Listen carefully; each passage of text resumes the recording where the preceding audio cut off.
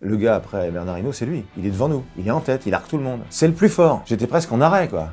On est en 2009, il n'est pas pro. Je me suis, mais alors tout de suite, focus sur ce mec. Nous, dans l'équipe, on savait ce qu'il avait, on savait que ça allait être compliqué. Ça m'aurait surpris qu'il me dise dès le départ, non, j'y vais pas. Je crois que Thibaut n'a jamais pensé gagner le Tour. Il s'entraînait pour gagner des belles courses. Ce jour-là, il a commencé à y penser.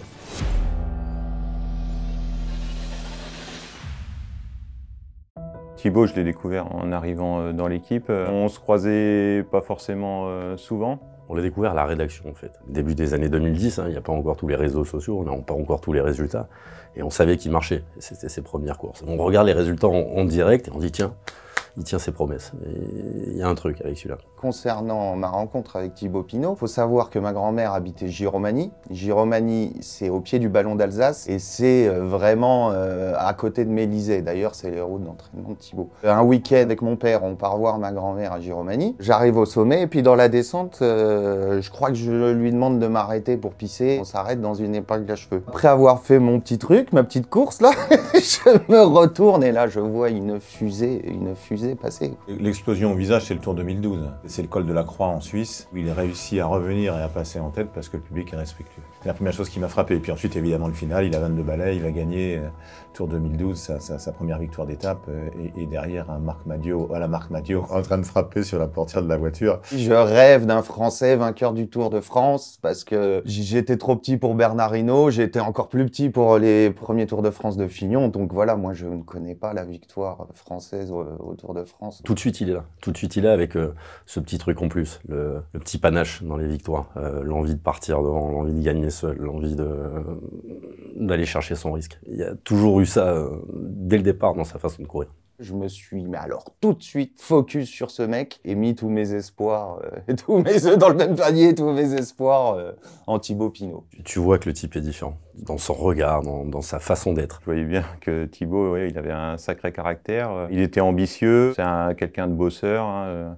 Il travaille beaucoup, il est dur avec lui-même, il est exigeant aussi avec les autres. Il avait tout de suite ce caractère de champion qui a envie de prouver, de gagner. Et ça, c'était tout de suite assez flagrant. Lombardie parce que 2018, ça s'était pas super bien passé. Cette journée-là, le Lombardie, ça s'est passé comme on l'avait prédit au briefing. Chacun avait un rôle différent et à tour de rôle, comme ça, chacun avait sa mission. On l'a vu débouler tout seul dans la dernière ligne droite. Elle n'était peut-être pas plus heureux que lui, mais presque. Ouais, de pouvoir savourer ça dans cette dernière ligne droite, voilà le monument que lui espérait tant gagner. Ouais. En 2019, je suis de mariage en Pologne, donc je vous raconte même pas. Mais arrivé le samedi, à la messe, j'ai déjà mon écran sur le devant du truc, tout le monde me faisait les gros yeux. Le père de la mariée fait un discours et c'est au moment où il attaque dans le Tourmalet. Il fait son discours en polonais et moi je me lève d'un coup, allez, allez, allez. Et tout le monde s'arrête en pensant qu'il se passe quelque chose de grave, ils comprennent pas ce qui m'arrive. Donc mon pote qui me fait les gros yeux. On a une explication derrière, mais il me comprend, il me connaît depuis longtemps. Ouais. Il y en a beaucoup qui parlent du Tourmalet. Moi, c'est Pradalbis. Parce que le Tourmalet, ok, il gagne. C'est fabuleux, il gagne. Mais Pradalbis, il se tourne. Il regarde Egan Bernal, qui est à cette époque-là le grand favori, le mec qui monte, quoi. Il se tourne, il regarde Bernal une fois, il m'en remet une, 2 fois.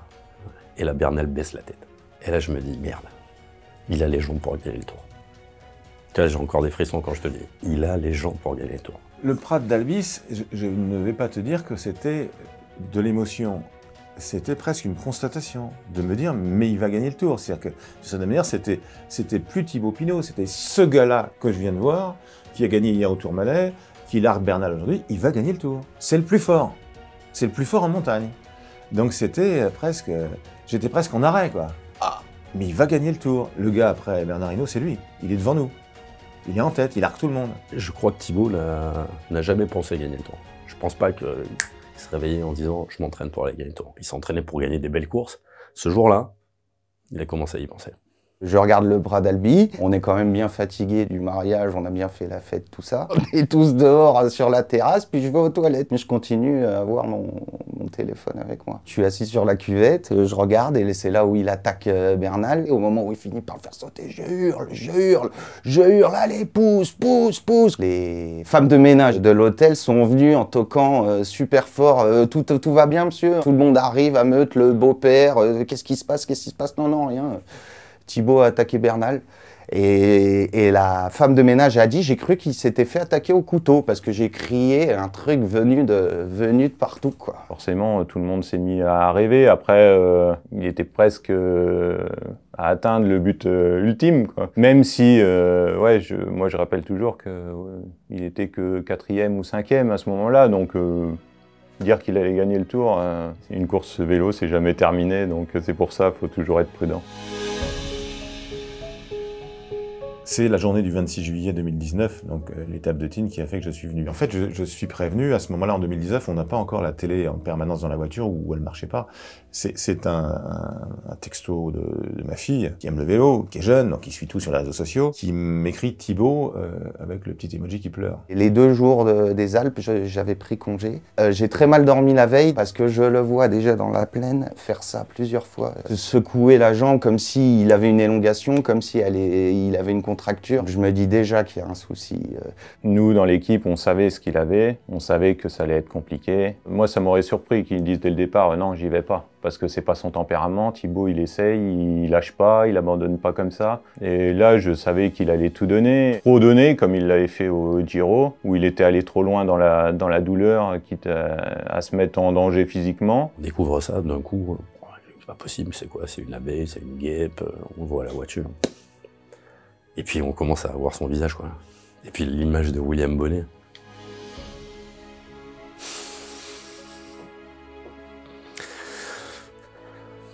Ils ont tout fait ensemble, tout le temps.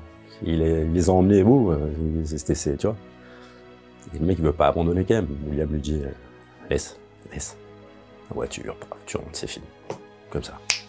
Et on entend après Thibaut Pinot à l'ambulance, etc. Et pourquoi, je ne sais pas. Et pourquoi j'ai pas forcément fait attention, parce que peut-être que ça a été dit Radio Tour. C'est parce qu'en fait, un de nos photographes fait une crise cardiaque sur la ligne de départ, au village départ à Saint-Jean-de-Maurienne. C'est dans les premiers kilomètres de l'étape qu'on apprend qu'il est mort. Olivier Chabet, qui était photographe, un amoureux fou du vélo, un amoureux fou du Tour, qui était photographe du Vélo Club de Saint-Omer. Donc on était, nous, voilà. Et puis là-dessus, le texto de ma fille, Thibaut, et la petite image qui pleure. Et c'était, là encore, un choc. Vous pouvez pas imaginer, mais qu'est-ce qui se passe? Après, on voit les images avec William Bonnet, etc. On repense naturellement à 2015, la terrible chute de William avant le mur de Huy, où on se disait, mais est-ce qu'il va pas mourir? Et 4 ans après, on les voit tous les deux, quoi. Il le prend par l'épaule, il pleure avec lui.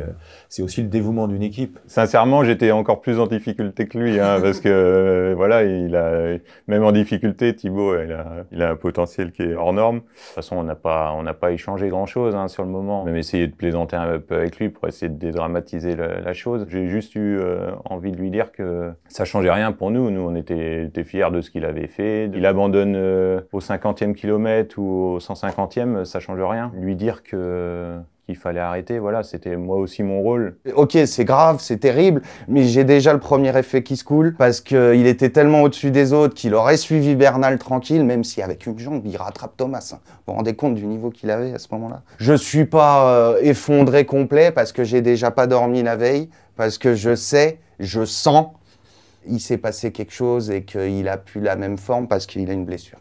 Pourquoi, on ne saura jamais. Comment il s'est blessé, je sais toujours pas. Même lui, est-ce qu'il sait? Je fais un bouquin là-dessus, personne ne sait. Il nous le dira peut-être un jour. Et après, il y a un autre truc, et ça, je sais qu'on en parle moins, c'est l'année d'après. On est 2020, grand départ de Nice, il y a cet orage, à 3 km, on lui gueule dans l'oreillette, reste placé, c'est là, pam! 2019-2020, c'est ses plus belles années, c'est là où il devait faire péter son palmarès, quoi. Et je crois que cette chute à Nice, là, promenade des Anglais, là, sur cette espèce de patinoire, c'est pire peut-être que la déception de 2019, parce qu'il n'y a pas eu de trait d'union après. Il a perdu le très très haut niveau. C'est une année particulière aussi, hein. Tout s'est mal goupillé dès le départ à Nice. Il n'y aurait pas eu ce chrono à la planche des belles filles. Il aurait dû abandonner bien plus tôt. Ouais. Très en souffrance aussi et très énervé contre lui.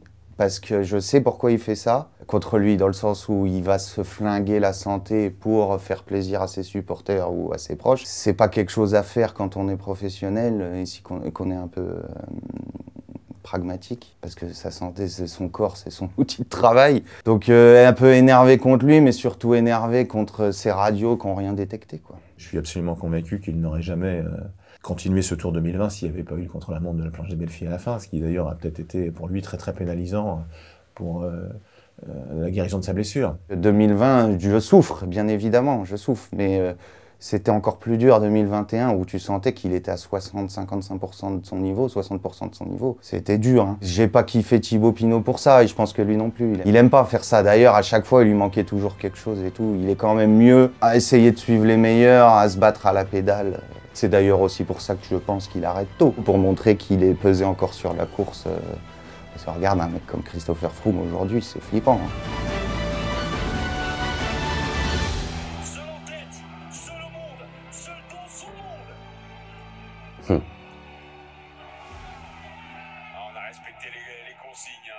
Quand il y a des blancs comme ça, c'est que ça pleure. Il y a Steve qui pleure déjà. C'est son rendez-vous, quoi. C'est votre rendez-vous, c'est... Voilà. Ça, il l'a gagné. Arrive 14h, 14h30, et puis là, le cordon, je l'avais pas vu, le cordon a débarqué, tout, limite, il y a la sécurité. J'ai un pote qui est préfet, qui est sous-préfet, qui me dit, bande de fous, vous avez mobilisé 3 sous-préfectures. On aurait dit le virage du Stade Bonal. Le virage, il a été absolument phénoménal. Vous avez été formidable. Des gens vous ont aidé et on en fait partie aussi. Puis il y avait ce truc de se dire, parce qu'on a bien compris à un moment évidemment qu'il n'irait pas au bout, qu'il n'allait pas gagner Markstein, mais allait-il encore pouvoir être en tête au virage Pinot? Et là, on était devant. Donc si tu veux, moi je tournais la tête pour le voir dans la partie du virage, parce qu'on était devant. Il arrive tout seul et là, mais... Waouh, il est tout seul, je dis, ça veut dire qu'il les a dégommés juste avant pour venir nous voir, mais c'est extraordinaire. Moi, je savais qu'il allait nous faire un show, parce que pour lui, c'était sa manière de remercier les gens. Voilà, c'est certainement une des grandes images du Tour de cette année. Ouais. J'ai eu une sensation que j'ai jamais connue dans ma vie, de poils, de frissons. Alors imagine-lui, quoi. J'avais jamais vécu ça. Pourtant, j'ai vu la France soulever la Coupe du Monde, tout ça, mais en termes de sensations et de prise aux tripes, quand il a passé, fendu la foule, c'était extraordinaire. C'était un super moment, je l'ai pris aussi comme un adieu. Je savais que ce moment-là, c'était le dernier climax qu'on allait partager, quoi. Ouais, je crois que c'est le dernier frisson, ça. Thibaut, quand il se dressait sur les pédales, enfin oui, encore une fois, je disais tout à l'heure, mais c'est vrai, mais je suis myope et même sans lunettes, je pouvais le reconnaître. Donc il y a quelque chose de bizarre, mais il a une telle allure que voilà, et puis de se dire, là il est parti, là il est parti. Et effectivement, il n'y a que quelques coureurs pour lesquels on se dit, il est parti. Parce que tu voyais à son allure qu'en effet, il était parti et qu'on ne rattraperait pas. C'est son talent, c'est cette classe. On dit Fury classé, c'est un Fury classé. Quand il lève le cul de sa selle, moi ça me fait des trucs indestructibles. Allez, c'est parti. Et ce qui est assez étonnant chez Thibaut, c'est qu'il y a 2 Thibaut. Il y a le Thibaut sans dossard et le Thibaut avec dossard. Après, le Thibaut avec un dossard qui a envie de gagner, c'est un tueur, comme tous les champions d'ailleurs. Thibaut sans dossard, t'as presque envie de le cajoler. Et Thibaut, il est comme nous. C'est pour ça qu'on l'aime, il est comme nous. Hein, c'est le bon copain, c'est le mec avec qui tu as envie d'aller jouer au boule. Ouais. Avant tout, chez Thibaut, le vélo, c'est un élément de liberté. Il a fait du vélo pour aller voir derrière la montagne. Et je pense qu'il va continuer à faire du vélo, Thibaut. Parce qu'il a besoin de cette liberté. Il a besoin de ce contact direct avec les éléments. Ça le nourrit, c'est ça, quoi. C'est un enfant de la nature, Thibaut. C'est Mowgli, Thibaut. Je suis allé d'ailleurs voir avec ses parents les fameuses chèvres, hein. La fameuse Kim. C'est toujours curieux sympa et drôle de voir effectivement qu'il y avait plus de Kim que de vélo sur les comptes de Thibaut. Et j'ai une photo où elle me lèche d'ailleurs, en coup de langue. Il a besoin de cette liberté. Il était au début un peu contre le fait de devoir suivre ses watts, voilà, à l'entraînement, de suivre un protocole bien établi.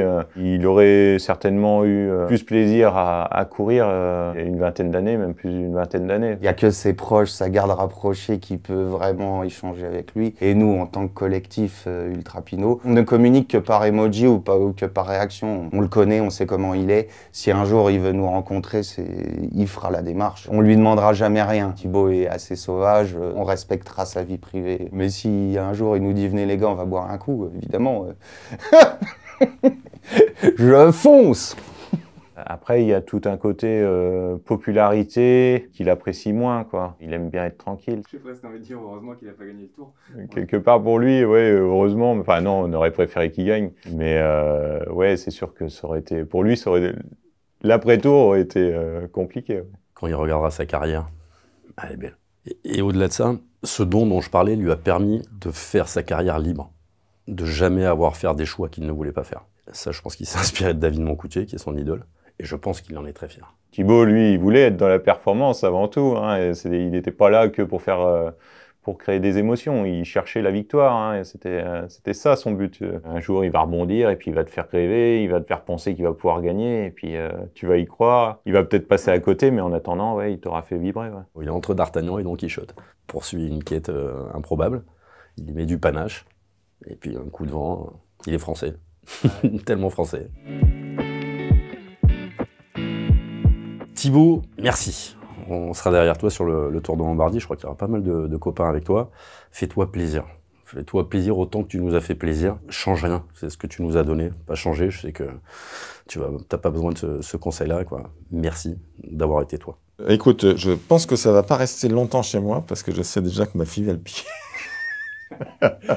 Merci pour ces émotions. Je n'aurais pas un vocabulaire très très différent de ce que les autres peuvent dire, mais ouais, ça a été une douzaine d'années avec des émotions très fortes dans un sens ou dans un autre. T'es un coureur très attachant, t'es surtout un homme très attachant, donc je te souhaite le meilleur auprès des tiens, auprès de tes chèvres, de Kim, de ses copines, mais puis je te souhaite la plus belle des vies. Je ne vais pas t'apprendre grand chose, hein. Tu sais très bien ce que je pense de toi, tout ce que tu m'as apporté. J'espère qu'on aura maintenant le temps de se retrouver au Parc des Princes pour se faire un match dans les mois qui viennent. J'espère te retrouver bientôt en rouge et bleu dans les tribunes. Merci pour tout.